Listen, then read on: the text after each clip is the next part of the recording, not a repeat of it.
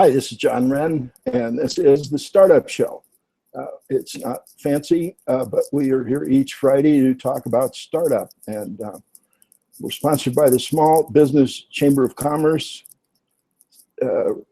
trade names registered with the state of Colorado. It's been no money in, no money out. It's been a labor of love of mine, and we're in the process of changing that. And that's one reason I'm glad you're here today.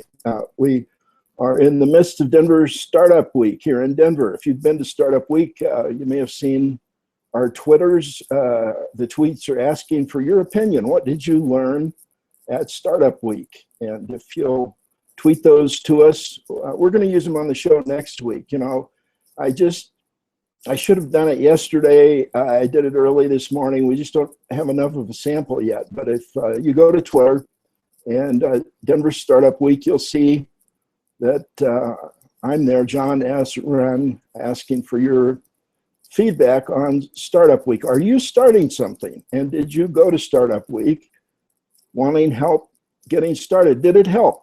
You know, that's what I'm really looking for. The people that were thinking of starting, if you went, did it encourage you to get going, or did you decide maybe it's better to just look for a job? Either way, I'd like your tweets. And what we're going to do here today is talk about business. And what I've promised is a general topic that we'll just talk about. You know, I had a job as an assistant to the president of a public company, and I got the great privilege of spending a couple of weeks with the CEO's son, who was in a private high school. He was a senior, and his dad just wanted me to kind of talk to him about business. One of the people I had him talk to was our corporate controller, Jim Rumsey, and actually he was vice president of finance, but Jim had worked in a family business, and they had taught him about business by having him go into a big retail operation, wholesale operation. It was a huge place.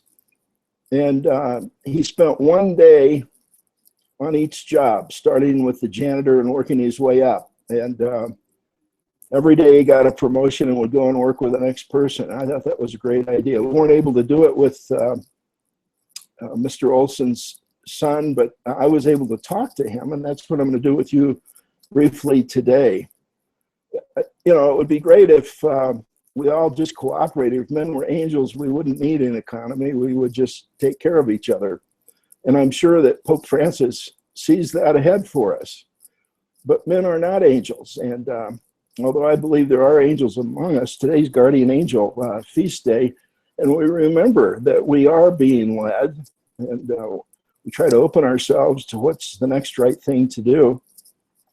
And a free market capitalistic economy is the best way to respond to that voice of the angel. The problem with government, and it's an unavoidable problem, is you don't have the same connection between the people doing the work and the head of the enterprise. If it's a small business, you know, the owner is writing a check every week and wondering, did I get my money's worth? When it's the government or a very large corporation, you know, at some point, E.F. Schumacher thinks it's about 300 employees. You know, the owner doesn't know everybody. It turns to be more impersonal, and it takes on the characteristics of a large corporation. E.F. Schumacher wrote a book. It was popular in the late 60s, early 70s, called Small is Beautiful, Economics as If People Matter. And I wish somebody would get a copy of that to the Pope, because I think Schumacher very much understood the benefits of a free market capitalistic society, but he also, you know, understood that at some point that's really not what you're dealing with. Irving Kristol said that these global corporations are really socialism in sheepskin. You know, they have the same characteristics as the government, and that's why they really don't want to see competition. And I personally, this is my own personal thought, I've never seen anyone do careful documentation on this, but it just seems to me, when I look at it from the outside, I may not see it clearly. I admit that, but it looks to me like the SBA is a operation funded by these global, huge corporations to try to, and they're doing a good job of it, to snuff out the entrepreneurial spirit in America. You go into an SBA office, you'll generally, all your weaknesses will be pointed out. I'm just so glad that they weren't around when my father went into business. But, this is a little bit of a different show today. I'm just going to talk about my perception of business and what I think it takes to get ahead. It'll be a half hour of this. If you stay tuned, hopefully you'll benefit from it. And you might even want to pass it along to somebody. If you have a son or a daughter that's graduated and is looking for a new opportunity, this might be something for them to watch. Might be a neighbor that's lost a job. They might watch this and get a little bit of an inspiration. But business is very, very simple. A graduation talk at the University of Denver, I heard the owner of one of the largest businesses in Denver say that he keeps on his desk, and I think he may have started when he used to be down in Grand, Texas, a little sign, and it says, cash in must exceed cash out. That's the essence of business. Now that's really true for global corporations, but the problem is when the pot's that big, it's hard to keep track. And you get a leaky boat in a small boat, right away you see there's a problem. If you get a leak of the same size in a huge, huge vessel, you may not notice it until it's too late. So the small enterprise has terrific advantages. Some people call it the gazelle. You can move quickly. That's the biggest advantage of the small company. So this small company goes into somebody like the SBA. What do they say? Slow down. Where's your research? Where's your plan? And when you slow down, it's very, very likely you're going to lose that competitive edge. And that's why it just seems to me like if I was going to design something that was going to slow down the growth of startup in this country, I would do it very much like the SBA. And in St. Louis, the fellow that was in the pharmaceutical business, he very much started in the way that I think things generally get going. His wife ended up with his money and funded the Kauffman Foundation, which took the SBA message and put it on steroids. So what's the result? Startup growth has fallen dramatically in this country. And the things they fund, it may be well-intended. I'm not really sure about that, what their intention is. But most of the stuff that is supposedly helping startups, I think is killing startups in this country. The rate of startups is way down. It used to be about 1 million a year. Now it's less than 500,000 a year. And as a result, the business is from 10 to 100, and that's the lifeblood of America. That size business is big enough that the owner can leverage their time and get away from the business and participate in social civic activities, be a good citizen. But it's not so big that you lose the advantage of being a small business. I see it as 10 to 100. Schumacher says 300, okay, maybe. But it's certainly not what the SBA defines as a small business, which is taking it just, I don't know why there's not been, so I'm going to quit talking about the SBA. I really am trying to stop being critical. And Denver Startup Week is here. I tend to be a little critical of those kinds of things because the businesses I've seen that are starting, that they're actually getting underway, they wouldn't go to a week-long thing like that. I mean, I really want to know what the people that were thinking of starting get out of it after they go all week long. Are they more likely to start or are they less likely to start? That's the real question. Now they say, the newspapers say there were 10,000 people there. How many of those were people that were thinking of starting a new business? Now, I'm not out campaigning against this. I just like to look at what the message is.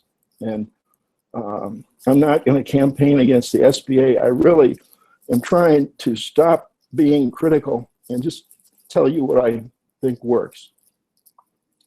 Now, I'm going to describe to you how I see business. Doesn't mean I'm very good myself. I could describe to you how to play football. I played football at one time. I've coached Little League. I've been around football a lot, so I can tell you about football, sort of like I'm going to tell you about business. It doesn't mean I'm going to be starting for the Broncos this Sunday, that's for sure. And it doesn't mean, I mean, I'm a total hypocrite. Nearly everything I tell you, I'm very poor at doing myself. But I think I'm slowly getting better. If I don't die first, I'm 68 now, the path narrows. I need to get it kicked into gear. You know, it's true, life is very short. Let's get started, because I'm running out of rope. But blessed is he who is at the end of his rope. The Message translation, the contemporary translation of the Beatitudes, blessed is the poor in spirit, is translated, blessed is he who is at the end of his rope. And that's where a lot of startups come from, is people at the end of their rope. They've got nothing to lose. The opportunity cost, as economists call it, goes to virtually zero. So they give it a try. They've got nothing to lose. And so they get a customer, money comes in, one thing leads to another, they grow, and some of them end up flourishing. Now that's how this country has built a prosperity for so many people across the country. This idea of, the residual of capitalism is making people poor, that it's only exploiting them. I've never seen any research on that. This book from France that came out filled with misinformation. A lot of it was corrected right after it came out. But if you look at good, solid, hard data, there's really no evidence that if I decide I'm going to buy my own tools and go out and start putting in windows, replacing screen doors, get a lawnmower and cut lawns, whatever it is I'm going to do, that in some way makes someone else poor. And there's just no evidence of that. It's not a zero-sum game. There is an unlimited number of opportunities because there's an unlimited need of people to have a real need for help of various kinds. So that's the foundation of business, is somebody sees an opportunity, they do it, they get some money, and then they do more of it. And it grows. Now, there are tools that start being used as the business grows. And when it gets to be a Fortune 500 company, a huge corporation, these tools are especially vitally important. And at some point, the business owner has the same tool. But in that first sale, what does he need? He needs a checkbook. Maybe he needs to open a business account to deposit the check, but not much more than that. So that's the message I've had for anybody watching any of the TV, radio, cable shows that I've had. When I first started talking about you don't need market research, you don't need a carefully written business plan like I was taught to do in graduate business school, people thought I was crazy, but it is becoming more accepted now. The first support I found was Amar Bahiti, who was for quite a period of time sent his Harvard students out to interview founders of companies, and what did he find? Sure enough, no market research, no formal written business plan, with almost none of the successful businesses that he was sending these students out to see. I don't think that's changed. May have changed a little bit because so many other things are being talked about. But but Bahiti came out with a book, The Origin and Evolution of New Businesses, which is still a good book to take a look at if you're in the business of helping people get started. I would think it's almost malpractice to not read that book, but I consistently go to SBA meetings and ask, who's read Amar Bahiti's, B-H-I-D-E, Amar's book, The Origin and Evolution of New Businesses? Almost nobody holds up their hand. Now, a librarian from the Denver Public Library who goes to these SBA things, she finally held up her hand and she had read it. I'm not sure that she bought the message necessarily. It was published by Oxford University Press. This is not a fly-by-night message. It's a message with real weight and depth. And if you're a CPA or an attorney or a consultant and you work with startups, I don't see how you could possibly not take its message very, very seriously. A book came out a couple of years ago that kind of boiled Behedy's message down. And one of the authors admitted to me that he had taught at Harvard with Behedy. He was aware of his writing and it did influence her book. They didn't cite him, but he admitted to me that he probably should have. When it came out, I thought, okay, well, now we're going to start seeing more SBA acceptance of how businesses really start. The book was called Just Start, published by Harvard Business Review Press. And what it said is that businesses don't start with market research and careful planning. What it starts with is doing the next right thing on a daily basis. Now, at some point, that may be to do market research and write a plan. As the size of enterprise grows, Fortune 500 companies have to do those things. Now, the first MBA was granted by, I believe it was Harvard in something like 1912, and they had developed a program for middle management. These large, very large corporations needed middle managers, and that's what the SBA was designed to help. And that's really been, when I went to University of Denver and got an MBA, it's my hat. I try to wear this hat at meetings so you can spot me easily. If you've got a disagreement with what I'm saying right now, come to a meeting. You know, it's not necessarily just reserve the conversation online, but I try to give people opportunities to present the other side of this, but I have yet to have anybody make a convincing argument. I really have not. So cash in has to exceed cash out. That's rule number one of business. And as a company grows, it really can't be run just out of the checkbook. For the first sale or two, obviously the owner, it's very simple. That's the way it happens. And to look too far downstream is kind of foolish because things change. The first customer may not be that much like the second customer or the third. Lean startup, I was pretty encouraged when I first heard of it, but then I looked at the book and it's, you know, the problem is these things become panaceas, or it's one book describes a guy counseling children, and he had this one particular kid that he just couldn't get through to, and out of frustration, when the kid resisted one more time, he snapped a pencil, and then there was a connection with the kid. He reported this at the next professional association meeting that he went to.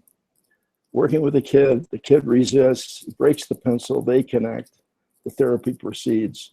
He reports this. At the next session, someone came and they said that they had tested the concept and that the technique did not work because mechanically they broke a pencil and there was no connection. And they had a large enough sample, they felt like there was some significance to that.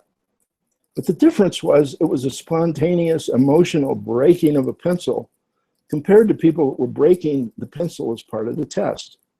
There is an essential part of startup that is, I don't think you can bottle it and sell it, whether it's the lean startup or the startup owner's manual or my little book. I've got a little book that I keep selling that kind of shares some of this stuff. It's 99 cents on Kindle. From time to time, I give a copy away if you do something or other. But, whatever book you read is going to miss some of the essential ingredient. And that's why I think it's important that people who are in the throes of startup come together on a regular basis to help each other. Some people call that kind of thing a praxis. South America took on this political connotation and was banned by the Vatican for a while, but Gustav Gutierrez, who kind of started the praxis movement in South America, was just invited recently over to the Vatican. And I think Pope Francis really likes the technique. Now, Pope Francis may be under the illusion that the praxis is enough and we don't need businesses, but I think once they free things up down in South America, the Pope has got to be out looking for books to read on economics. He's being criticized so widely on this idea that in these large global international corporations, what's the solution to those? In my mind, it's to allow competition. There are so many things that if you look at them closely, the only reason for their existence is they stifle competition for the large businesses. So that somebody that is an employee decides to go into business and goes to the SBA and is told, no, you can't do that until you've got market research and a careful plan. He does the plan, does the research, still can't get the money, runs out of money and has to go back and take a job. That's the environment we've created in this country. We've also created an environment where if you're in business making money, you're looked down on. How crazy is that? But I know what that's like. My dad was a successful business person, and I was a little bit embarrassed to ride with him in his Cadillac. I was amazed when my son was born, and he loved riding, well, especially my daughters. My son was just a little bit too young, but especially my daughters just loved his nice car. That's the natural reaction to it. But I was brainwashed, really. And, you know, the schools have been doing this for some time, that there's something wrong with being a business person. And we need to get, you know, they say the American dream, and they've co-opted that into meaning that you have to have a house with a white picket fence, have an electric train, these things that you have to have. Well, that's not really the original meaning of the American dream. It meant that we each had the ability to get ahead. Now, if someone is discriminated against, I don't care what the foundation for that discrimination is, it's wrong. And you know, I think we have laws in place to protect people, and there is a need for government. I'm not, you know, some of my libertarian friends take it further than I do. I believe there is a need for government. I think there's a need for public education. But we need to take a hard look at what's really happening in this country, and most of the things will be corrected if we free up competition. I really believe that. You know, and maybe a step in the right direction. What if we had a one-year moratorium on the SBA talking to any startups? How about if they just backed away, let the people that are out there trying to help startups, you know, work with them? Now, I'm in that category, so there's a little self-serving interest in this advice I'm giving, but I've never charged any money for people coming to my startup experiences. And I don't try to hook them into some long-term thing. I say if we're successful at a meeting, they'll be too busy to come back the next week. And I'm hoping that some of the people from Denver Startup Week will come by the Denver Idea Cafe Startup Workshop. It's this afternoon, 2 o'clock at Panera Bread, 13th and Grant, right by the Capitol. And there's some free parking in the garage. It's shorter term, though. You have to move it about halfway through the meeting. There's plenty of meters on the street. If you go a couple of blocks east, there's free parking if you look for it, and a lot of other parking. But we start at 2 o'clock, and what we do is share startup experience, and then we lend our ideas, not advice, but our ideas to the people that come, that are coming because there's something that's holding them back. So if you want to start, or maybe you've even gotten started a little bit, love to have you with us. It's this afternoon, Panera Bread Cafe, 13th and Grant. You're also welcome if you work with startups, and maybe you're there because you want to get some ideas for your clients. We love it when you use, and we'll even talk to you about maybe duplicating this kind of thing in another location, another time. And my thought is that we're right at the point where this could go viral and spread and really have a big impact. And the other thing we advocate for is people to participate as good citizens in whatever way they find that useful. I think one way is to affiliate with one of the major political parties, go to your local precinct caucus, or be neutral and help both parties reach out to the newcomers.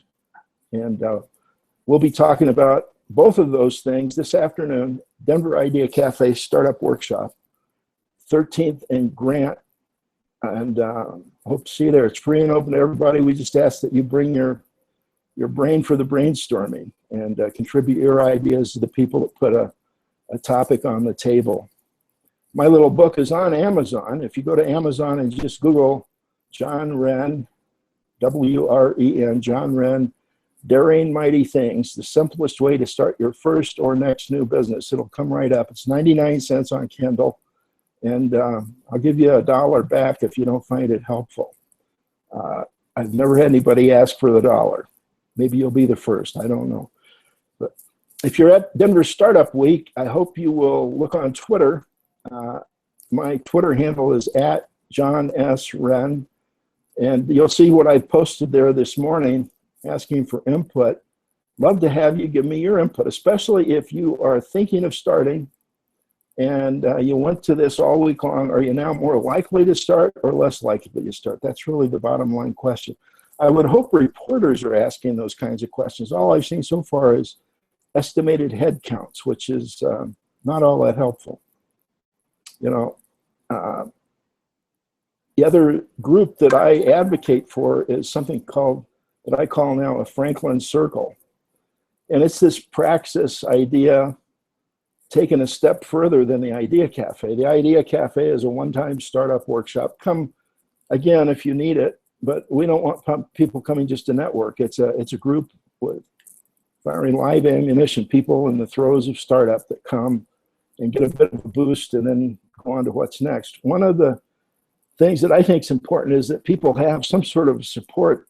And in today's world, that's becoming more and more rare. It used to be it kind of automatically happened. So there is some artificial ways to get that kind of support.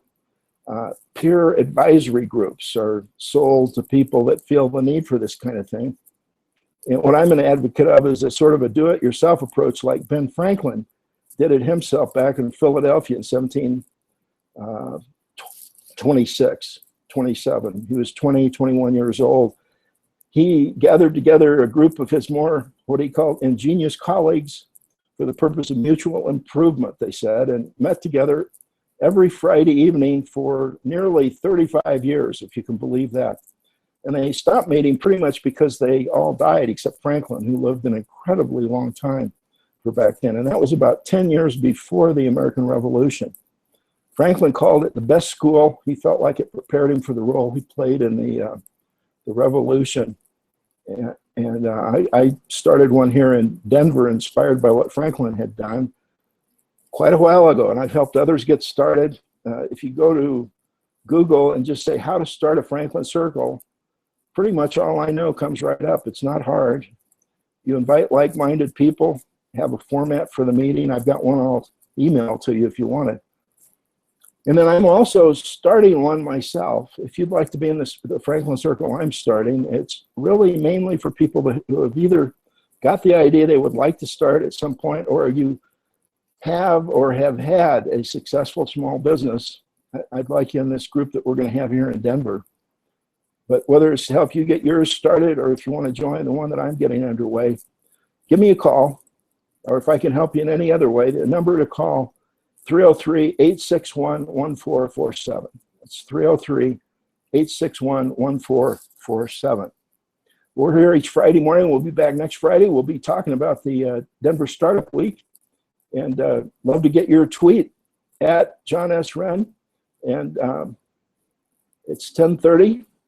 I always remind everybody, you know, this life is very short. So let's go get started. Thanks for watching. Share this with a friend who might find it helpful, please. Your friend will thank you, and so will I if you'll let me know what you've done. John Wren signing off.